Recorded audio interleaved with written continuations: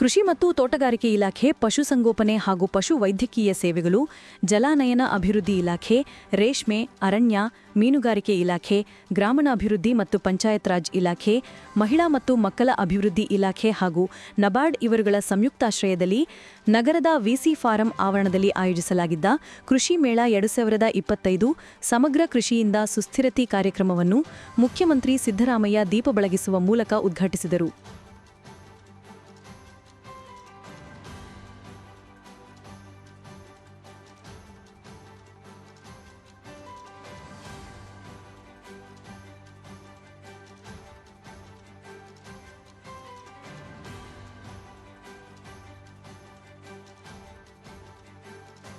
ನಂತರ ಮಾತನಾಡಿದ ಅವರು, 1939ರಲ್ಲಿ ಮೊದಲು ನಾಲ್ವಡಿ ಕೃಷ್ಣರಾಜ ಒಡೆಯರ್ ಅವರು 630 ಎಕರೆ ಜಾಗದಲ್ಲಿ ಮಂಡ್ಯದಲ್ಲಿ ಕೃಷಿ ವಿಜ್ಞಾನಿಗಳ ಸಂಶೋಧನಾ ಕೇಂದ್ರವನ್ನು ತೆರೆದರು.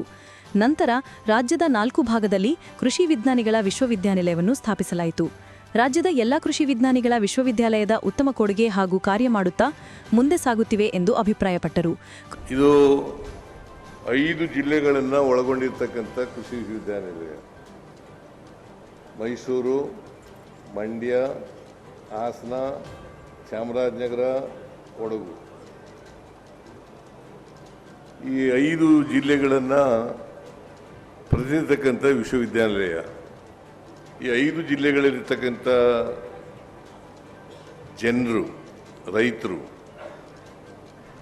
ಮತ್ತು ಅವ್ರು ಬೆಳೀತಕ್ಕಂಥ ಬೆಳೆಗಳು ಈಗೆಲ್ಲ ಪ್ರದರ್ಶನ ಮಾಡಿದ್ದಾರೆ.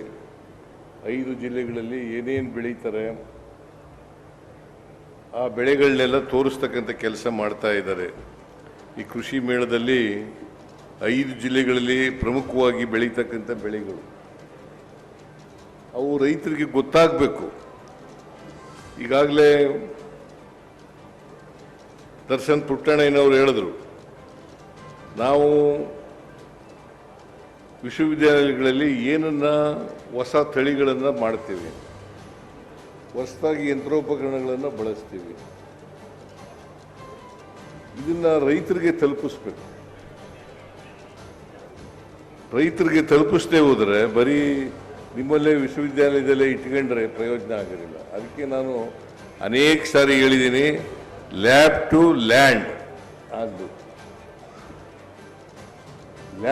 ಲ್ಯಾಬೊರೇಟರಿನಲ್ಲಿ ಏನು ತಯಾರಾಗ್ತದೆ ಅವೆಲ್ಲವನ್ನೂ ಕೂಡ ರೈತರಿಗೆ ತಲುಪಿಸ್ತಕ್ಕಂಥ ಕೆಲಸ ಆಗಬೇಕು. ಯಾಕಂತಂದರೆ ಕೃಷಿ ಪ್ರಧಾನವಾದಂಥ ದೇಶ ಇದೆ. ಸುಮಾರು 78-80% ಕೃಷಿ ಮೇಲೆ ಅವಲಂಬನೆ ಆಗಿದ್ದರು ಸ್ವಾತಂತ್ರ್ಯ ಪೂರ್ವದಲ್ಲಿ. ಈಗ 60-62% ಬಂದ್ಬಿಟ್ಟಿದೆ.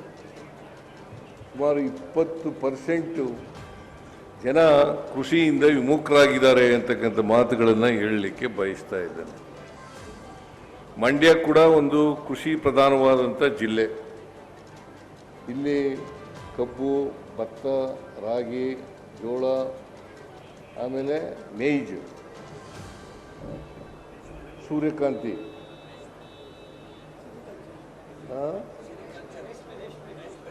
ರೇಷ್ಮೆ ಎಲ್ಲ ಕಡೆಯೂ ಬೆಳೆಯೋದಿಲ್ಲ. ಕೆಲವು ಕಡೆ ಎಲ್ಲ ರೇಷ್ಮೆನ ಈಗ ಕಡಿಮೆ ಆಗ್ತಾ ಇದೆ. ನಿಜ ಹೇಳಬೇಕು ಅಂತಂದರೆ ಬೆಲೆ ಜಾಸ್ತಿ ಆಗುತ್ತೆ, ರೈತರು ಉತ್ಪಾದನೆ ಮಾಡ್ತಕ್ಕಂಥದ್ದು ಕಡಿಮೆ ಆಗುತ್ತೆ. ಕೃಷಿ ಹಾಗೂ ಮಂಡ್ಯ ಜಿಲ್ಲಾ ಉಸ್ತುವಾರಿ ಸಚಿವರಾದ ಎನ್ ಚಲುವರಾಯಸ್ವಾಮಿ ಮಾತನಾಡಿ, ಮಂಡ್ಯ, ಮೈಸೂರು, ಕೊಡಗು, ಚಾಮರಾಜನಗರ ಭಾಗದ ರೈತರನ್ನು ಆರ್ಥಿಕವಾಗಿ ಅಭಿವೃದ್ಧಿ ಮಾಡಲು ಮಂಡ್ಯದ ವಿಸಿ ಫಾರಂನಲ್ಲಿ ಕೃಷಿ ವಿಜ್ಞಾನಿಗಳ ವಿಶ್ವವಿದ್ಯಾನಿಲಯವನ್ನು ಸ್ಥಾಪಿಸಲಾಗಿದೆ. ಪ್ರತಿ ವರ್ಷ ವಿಸಿ ಫಾರಂನಲ್ಲಿ ಕೃಷಿ ಮೇಳ ಆಯೋಜನೆ ಮಾಡಿಕೊಂಡು ಬರಲಾಗುತ್ತಿದೆ. ಸದರಿ ವರ್ಷ ಮಂಡ್ಯ ವಿಶ್ವವಿದ್ಯಾಲಯ ಸ್ಥಾಪನೆಯಾದ ನಂತರ ಮೊದಲ ಬೃಹತ್ ಕೃಷಿ ಮೇಳವನ್ನು ಆಯೋಜಿಸಲಾಗಿದೆ.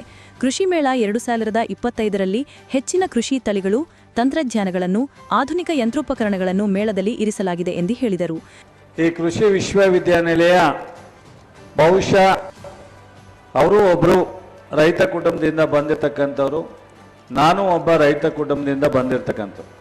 1939ರಲ್ಲಿ ರಾಜ್ಯದಲ್ಲಿ ಮೊದಲನೇ ಕೃಷಿ ಸಂಶೋಧನಾ ಕೇಂದ್ರವನ್ನು ನಾಲ್ವಡಿ ಕೃಷ್ಣರಾಜ ಒಡೆಯರು ಇಲ್ಲಿ ಮಾಡಿದ್ರು.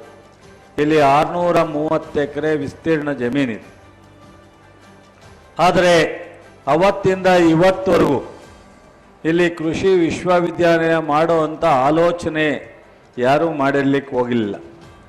JKVK ಮೊದಲನೇ ಕೃಷಿ ವಿಶ್ವವಿದ್ಯಾನಿಲಯ ಆಯಿತು, ಅದಾದಮೇಲೆ ಎರಡನೇ ಕೃಷಿ ವಿಶ್ವವಿದ್ಯಾನಿಲಯ ಧಾರವಾಡದಲ್ಲಾಯಿತು, ಮೂರನೇ ಕೃಷಿ ವಿಶ್ವವಿದ್ಯಾನಿಲಯ ರಾಯಚೂರಲ್ಲಾಯಿತು, ಅದಾದ ನಂತರ ನಾಲ್ಕನೇ ಕೃಷಿ ವಿಶ್ವವಿದ್ಯಾನಿಲಯ ಶಿವಮೊಗ್ಗದಲ್ಲೂ ಆಯಿತು. 5ನೇ ಕೃಷಿ ವಿಶ್ವವಿದ್ಯಾನಿಲಯ ಇಡೀ ರಾಜ್ಯದಲ್ಲಿ ಅವಶ್ಯಕತೆ ಇಲ್ಲ, JKVKನೇ ಭಾಳ ರಾಜ್ಯದಲ್ಲಿ ಒಳ್ಳೆ ವಿಶ್ವವಿದ್ಯಾನಿಲಯ ಆಗಿ ಹೊರಹೊಮ್ಮಿದೆ. ರೈತರಿಗೆ ಅನೇಕ ಹೊಸ ತಳಿಗಳನ್ನ ಕೊಡ್ತಾ ಇದೆ. ಆದರೆ ನಾನು ಮಾನ್ಯ ಮುಖ್ಯಮಂತ್ರಿಗಳ ಹತ್ರ ಇಲ್ಲ, ಮಂಡ್ಯ ರೈತರ ಜಿಲ್ಲೆ, ಮೈಸೂರು ವಿಭಾಗ ಒಂದು ರೀತಿ ಮಂಡ್ಯ ಒಂದೇ ಜಿಲ್ಲೆ ಇದ್ದದ್ದು, ಅದಾದ ನಂತರ ಬೈಫರ್ಕೇಟ್ ಆದದ್ದು. ಮೈಸೂರಿಗೆ ಮಂಡ್ಯಕ್ಕೆ ಒಂದು ಇತಿಹಾಸ ಇದೆ. ಶಿವಮೊಗ್ಗ, ಧಾರವಾಡ, ರಾಯಚೂರು, ಬೆಂಗಳೂರಿನಲ್ಲಾಗಿದೆ.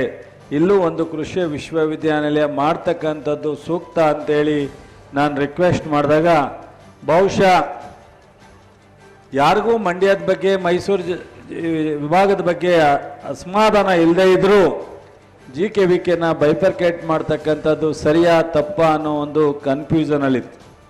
ಅಂಥ ಸಂದರ್ಭದಲ್ಲಿ ಮಾನ್ಯ ಮುಖ್ಯಮಂತ್ರಿಗಳಾದಂಥ ಸಿದ್ದರಾಮಯ್ಯಜಿಯವರು ಒಂದೇ ಮಾತಿನಲ್ಲಿ ಎಲ್ಲರ ಮಾತನ್ನು ಕೇಳಿ ಮಂಡ್ಯದಲ್ಲಿ ಆಗಲಿ, ಮಂಡ್ಯ ಜನಕ್ಕೆ ಶಾಶ್ವತವಾದಂಥ ರೈತರಿಗೆ ಹೊಸ ಕೃಷಿಯನ್ನು ಅವಲಂಬಿಸ್ತಕ್ಕಂಥ ಒಂದು ಎಲ್ಲ ಥರದ ಪರಿಚಯವನ್ನು ಮಾಡ್ತಕ್ಕಂಥ ಹತ್ತಿರದಿಂದ ಕೃಷಿ ವಿಶ್ವವಿದ್ಯಾನಿಲಯ ಒಂದು ಕೊಳ್ಳ ಎಲ್ಲರೂ ಸಹ ಇದಕ್ಕೆ ಸಹಮತ ಕೊಡಬೇಕು ಅಂದಾಗ ಬಹುಶಃ ನಾನು ಆ ಕ್ಷಣವನ್ನು ಮರೀಲಿಕ್ಕೆ ಸಾಧ್ಯ ಆಗಲ್ಲ.